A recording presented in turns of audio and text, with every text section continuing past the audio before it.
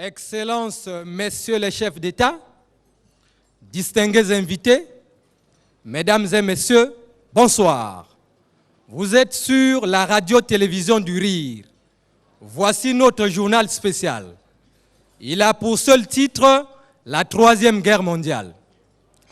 Comme vous le savez, mesdames et messieurs, notre monde est entré depuis quelques années dans sa troisième guerre.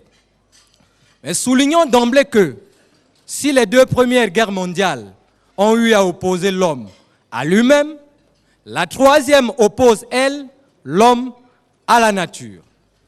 Ce dernier conflit planétaire a pour cause principale la volonté d'hégémonie de l'homme sur la nature.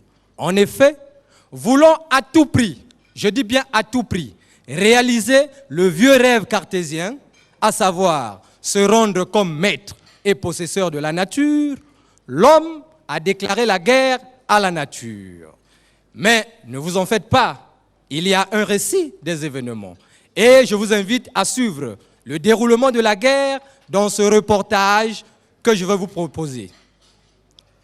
Dès le déclenchement des hostilités, les forces armées humaines, les FA, dirigées par le maréchal Jean-Pierre Illusion, leur chef d'état-major général, se sont jetés avec une extrême violence sur la nature, en faisant usage des armes à destruction massive, telles que les gaz à effet de serre, la déforestation, le braconnage, l'urbanisation, etc.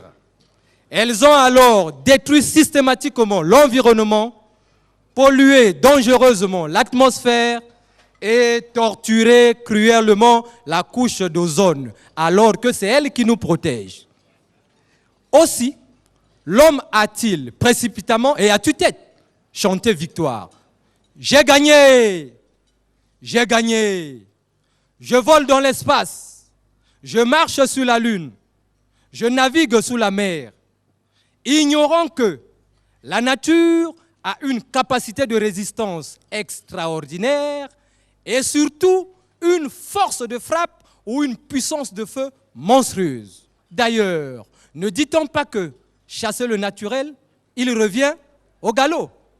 Effectivement, mesdames et messieurs, blessé dans son amour propre par le réchauffement planétaire et les changements climatiques dus à l'agression humaine, la nature vient de réagir violemment en lançant une contre-offensive.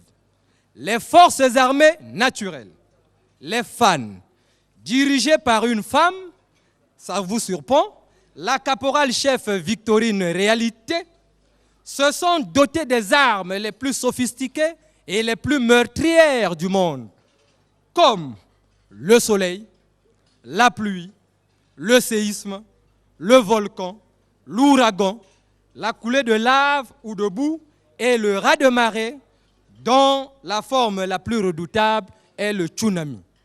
Et au moment où nous parlons, mesdames et messieurs, elles sont en train de conquérir le territoire ennemi, provoquant chaleur, sécheresse, inondations, famine, maladies diverses, etc.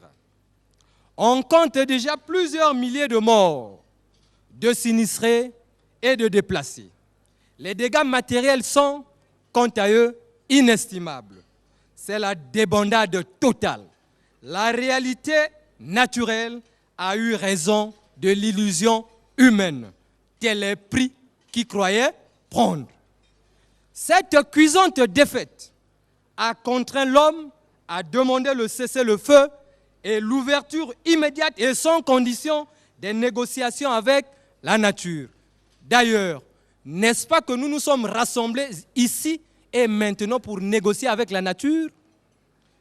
Mais celle-ci a posé une condition.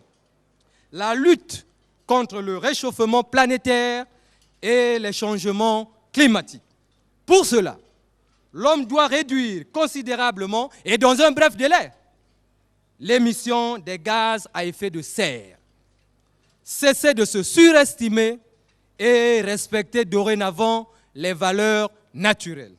Car, comme le disait le philosophe anglais Francis Bacon, on ne peut vaincre la nature qu'en lui obéissant. Affaire à suivre.